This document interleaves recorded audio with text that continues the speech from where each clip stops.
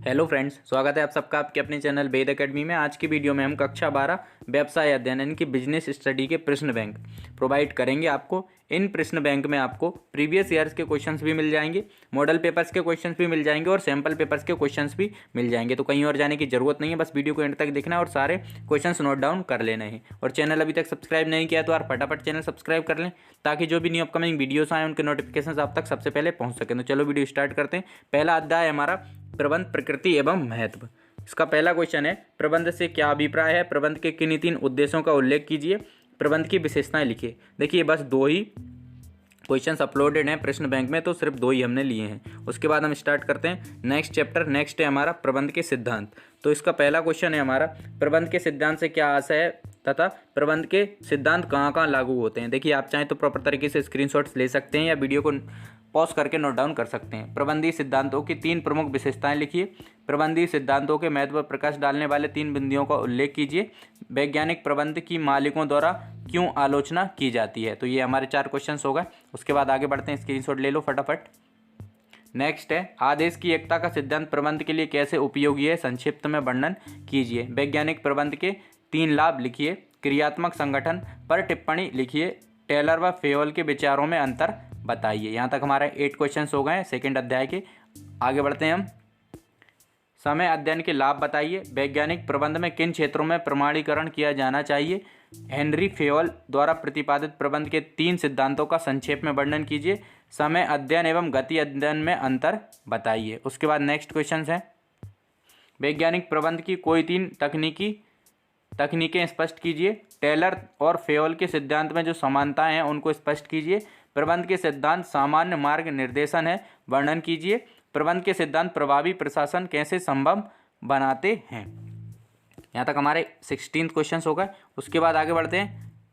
17 है, फेवल के उस सिद्धांत का नाम बताएं जहाँ वर्णन करे जो सुझाव देता है कि संदेश के ऊपर नीचे तक आदेश अधिकारक का पालन करना चाहिए। प्रबंधीय सिद्धांतों के रूप में आदेश की एकता एवं निर्देश की एकता के अंतर स्पष्ट कीजिए। प्रबंध के सिद्धांत की सार्वभौमिकता की व्याख्या कीजिए। यहाँ तक स्क्रीनशॉट ले लीजिए। उसके बाद नेक्स्ट क्वेश्चन है हमारा, वैज्ञानिक प्रबंध के कोई 3 उद्देश्य बताइए। श्रमिकों के वैज्ञानिक चयन एवं प्रशिक्षण को समझाइए। किन्हीं 3 ऐसे बिंदुओं को समझाइए जो प्रबंध के सिद्धांतों की प्रकृति को स्पष्ट करती है। यहाँ तक हमारा अध्याय 2 एंड हो जाता है। अब अध्याय 3 की तरफ चलते हैं। अध्याय 3 है हमारा व्यावसायिक वातावरण। तो इसका पहला क्वेश्चन है हमारा, व्यावसायिक वातावरण की व्याख्या कीजिए। व्यावसायिक वातावरण की कोई 3 विशेषताएं बताइए। व्यावसायिक वातावरण के 3 महत्व बताइए। विमुद्रीकरण पर एक संक्षिप्त नोट लिखिए। स्क्रीनशॉट लेते चलिए। उसके बाद नेक्स्ट हमारे क्वेश्चंस हैं, नई आर्थिक नीति के 3 कारण बताइए। उदारीकरण से आप क्या समझते हैं। निजीकरण के 3 लाभ बताइए। वैश्वीकरण को प्रोत्साहित करने वाले तत्व बताइए। आगे चलते हैं, फटाफट स्क्रीनशॉट लेते चलना है आपको। व्यवसाय के राजनीतिक पर्यावरण से क्या आशय है।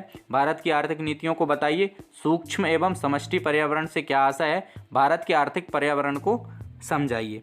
उसके बाद नेक्स्ट क्वेश्चन है, व्यवसाय के राजनीतिक पर्यावरण से क्या आशय है, स्पष्ट कीजिए। 1991 में आर्थिक संकट के क्या कारण थे, स्पष्ट कीजिए। व्यवसाय में सामाजिक वातावरण क्या भूमिका निभाता है, समझाइए। तो यहाँ पर हमारा अध्याय 3 एंड हो जाता है। अब हम अध्याय 4 की तरफ चलते हैं। अध्याय 4 है हमारा नियोजन। तो इसका पहला क्वेश्चन है, नियोजन एक सतत प्रक्रिया है, लिखिए। नियोजन की 3 प्रमुख विशेषताएं लिखिए। नियोजन के उद्देश्यों को समझाइए और नियोजन के 3 महत्व लिखिए। देखिए फटाफट स्क्रीनशॉट लेते चलना है ताकि वीडियो लेंथी ना हो। उद्देश्य एवं कार्यविधि में अंतर लिखिए। क्या नियोजन करने में बड़ी भारी लागत चुकानी पड़ती है, निम्न को समझाइए। व्यू रचना या रणनीति किसे कहते हैं। नियोजन के प्रमुख तत्वों को समझाइए। यहाँ तक 8 क्वेश्चन हो गए। उसके बाद नेक्स्ट है हमारा, नियोजन से भावी अनिश्चितता दूर होती है, समझाइए। उद्देश्यों का निर्धारण करते समय ध्यान में रखी जाने वाली बातों का उल्लेख कीजिए। प्रबंध द्वारा योजना प्रक्रिया में कौन कौन से कदम उठाए जाते हैं। नियोजन एक मानसिक प्रक्रिया है, संक्षेप में वर्णन कीजिए। यहाँ तक हमारा अध्याय 4 खत्म हो जाता है। अध्याय 5 की तरफ चलते हैं। अध्याय 5 है हमारा संगठन। तो इसका पहला क्वेश्चन है हमारा, अधिकार सौंपा जा सकता है लेकिन दायित्व नहीं, इस कथन को स्पष्ट कीजिए। संगठन के बिना लक्ष्यों को प्राप्त नहीं किया जा सकता, स्पष्ट कीजिए। एक प्रभावी संगठन के लिए अंतरण क्यों आवश्यक समझा जाता है, बताइए। अधिकार अंतरण एवं विकेंद्रीकरण में अंतर बताइए। यहाँ तक 4 क्वेश्चन हो गए। उसके बाद आगे बढ़ते हैं। भारार्पण किसे कहते हैं, भारार्पण की प्रक्रिया को समझाइए। अधिकार अंतरण व अधिकार के हस्तांतरण में अंतर बताइए। संगठन की कोई 3 विशेषताओं का उल्लेख कीजिए। केंद्रीकरण व विकेंद्रीकरण को समझाइए। उसके बाद नेक्स्ट क्वेश्चन से हमारे कार्यात्मक संगठन ढांचा को सविस्तार समझाइए। औपचारिक तथा अनौपचारिक संगठन में 3 अंतर लिखिए। अनौपचारिक संगठन के कोई 3 लाभ लिखिए। अधिकार का भारार्पण किया जा सकता है परंतु जवाबदेही का नहीं, व्याख्या कीजिए। देखिए यहाँ तक हमारा अध्याय 5 एंड हो जाता है। अध्याय 6 की तरफ चलते हैं। अध्याय 6 हमारा नियुक्तिकरण। तो इसका पहला क्वेश्चन है हमारा, नियुक्तिकरण की कोई 3 विशेषताएं बताइए। रोजगार कार्यालय द्वारा भर्ती कैसे की जाती है, वर्णन करें। नियुक्तिकरण में कार्य पर लगाने के अर्थ को समझाइए या फिर बताइए। प्रशिक्षण की कोई 3 विशेषताएं लिखिए। उसके बाद नेक्स्ट क्वेश्चन है, प्रशिक्षण से संगठन व कर्मचारियों को प्राप्त होने वाले कोई 3 लाभ बताइए। भर्ती के कोई 3 बाह्य स्रोतों का वर्णन कीजिए। भर्ती एवं चयन में कोई 3 अंतर लिखिए। प्रशिक्षणार्थी कार्यक्रम पर नोट लिखिए। उसके बाद नेक्स्ट क्वेश्चन है, कार्य बदली के कोई 3 लाभ लिखिए। नियुक्तिकरण प्रक्रिया के सोपान समझाइए। स्टाफिंग का कार्य भर्ती करना, प्रशिक्षण प्रदान करना तथा कार्य पर नियुक्ति करना समझाइए। उसके बाद नेक्स्ट क्वेश्चन है, प्रशिक्षण एवं विकास में अंतर लिखिए। कार्य पर प्रशिक्षण एवं कार्य से दूर प्रशिक्षण में कोई 3 अंतर लिखिए। साक्षात्कार स्टाफिंग का अंग है, उपयुक्त उदाहरण सहित लिखिए। यहाँ तक हमारे 14 क्वेश्चन हो गए। आगे बढ़ते हैं। नेक्स्ट है हमारा, कर्मचारी विकास अवधारणा से क्या आशा है, इसके कोई 2 महत्व संक्षिप्त में लिखिए। शिक्षण एवं प्रशिक्षण में कोई 3 अंतर लिखिए। भर्ती के कोई 3 आंतरिक स्रोतों का वर्णन कीजिए। उसके बाद नेक्स्ट क्वेश्चन है हमारा, यहाँ अब हम नेक्स्ट चैप्टर की तरफ चलते हैं। नेक्स्ट है हमारा निर्देशन, चैप्टर 7 निर्देशन। तो इसका पहला क्वेश्चन है, निर्देशन की कोई 3 विशेषताएं बताइए। एक अच्छे पर्यवेक्षक के कोई 3 गुणों को बताइए। निर्देशन के कोई 3 महत्व बताइए। मौखिक संप्रेषण के कोई 3 लाभ बताइए।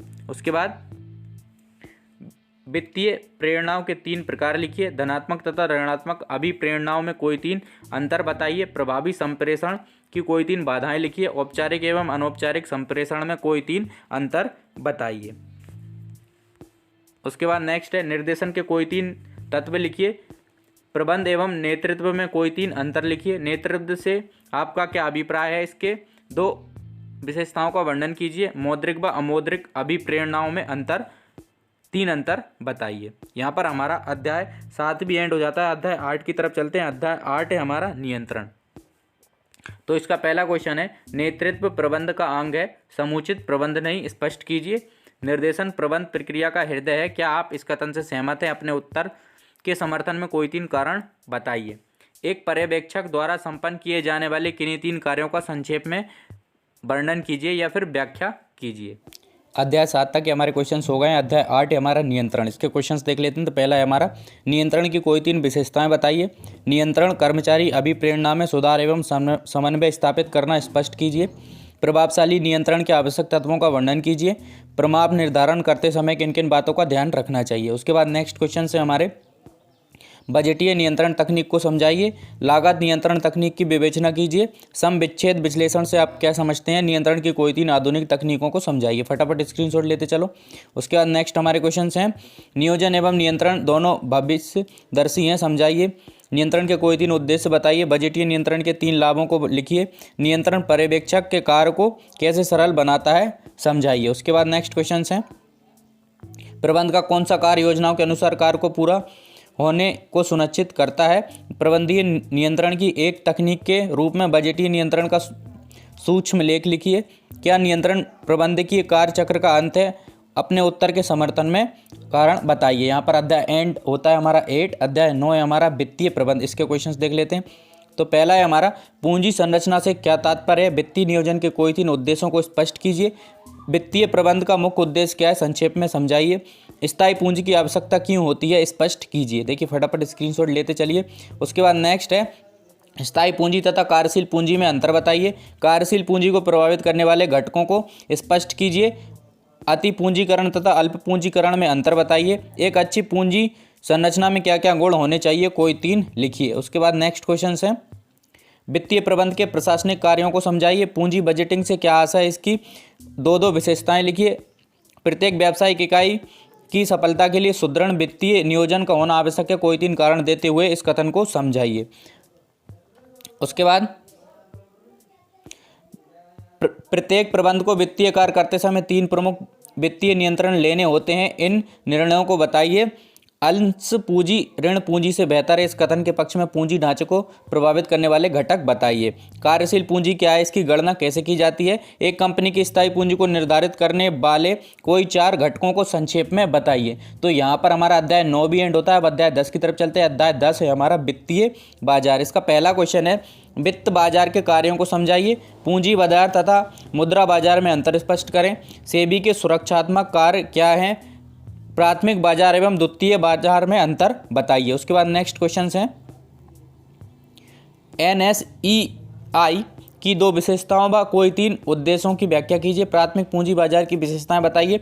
स्टॉक एक्सचेंज के कार्य स्पष्ट करें। नेशनल स्टॉक एक्सचेंज NSE के क्या उद्देश्य हैं। इसके बाद नेक्स्ट क्वेश्चन है, भारतीय प्रतिभूति एवं विनिमय बोर्ड SEBI के कोई 3 उद्देश्य लिखिए, या फिर आप सेबी भी बोल सकते हैं इसे। मुद्रा बाजार के विभिन्न उपकरणों की व्याख्या कीजिए।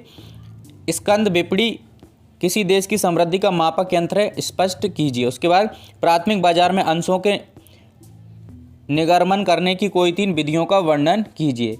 तो यहाँ पर हमारा और क्वेश्चन हैं, मुद्रा बाजार वास्तव में अल्पकालीन कोषों का बाजार है, व्याख्या कीजिए।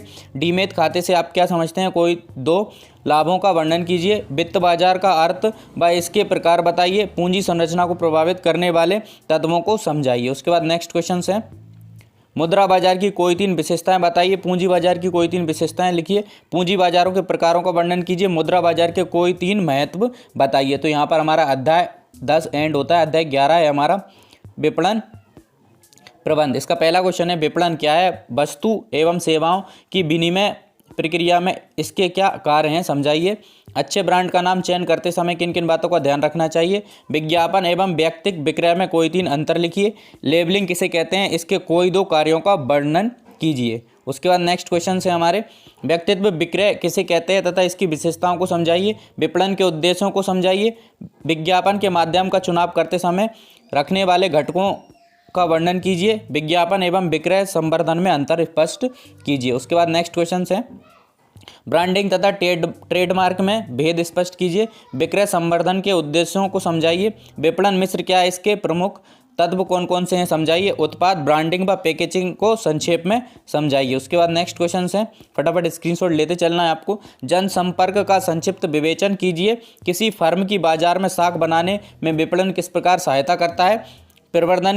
प्रवर्तन की संक्षिप्त व्याख्या कीजिए। पैकेजिंग के 3 कार्य का उल्लेख कीजिए। उसके बाद नेक्स्ट क्वेश्चन है हमारे, विज्ञापन की किन्हीं 3 विशेषताओं का उल्लेख कीजिए। मूल्य नीति को प्रभावित करने वाले 3 तत्वों का संक्षेप में वर्णन कीजिए। विक्रय संवर्धन की व्यापारी संबंधी 3 विधियों को समझाइए। यहाँ पर हमारा अध्याय 11 भी एंड हो जाता है। अब हम चलते हैं अध्याय 12 की तरफ। अध्याय 12 है हमारा उपभोक्ता संरक्षण। इसका पहला क्वेश्चन है, उपभोक्ता के उत्तरदायित्वों पर प्रकाश डालिए। उपभोक्ता संरक्षण अधिनियम के उद्देश्य लिखिए। उपभोक्ता संरक्षण का महत्व बताइए। आप कैसे कह सकते हैं कि उपभोक्ता संरक्षण का क्षेत्र विस्तृत है। उसके बाद नेक्स्ट क्वेश्चन है, उपभोक्ता के अधिकारों को समझाइए। उपभोक्ता जागरूकता का क्या अर्थ है, इसके लाभों को समझाइए। उपभोक्ता तथा व्यापारी उपभोक्ताओं का कई तरीकों से शोषण करते हैं। शोषण के ऐसे कोई 3 तरीके लिखिए।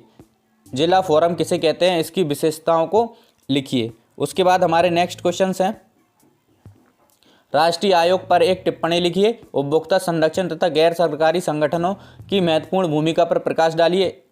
इको मार्क स्कीम क्या है, समझाइए। उपभोक्ता संरक्षण अधिनियम 1986 को स्थापित करने का उद्देश्य क्या है, स्पष्ट कीजिए। आई होप आपको वीडियो पसंद आई होगी। अगर आपको वीडियो पसंद आई तो वीडियो को लाइक शेयर एंड चैनल को सब्सक्राइब जरूर करें। एंड तक हमारे साथ बने रहने के लिए धन्यवाद।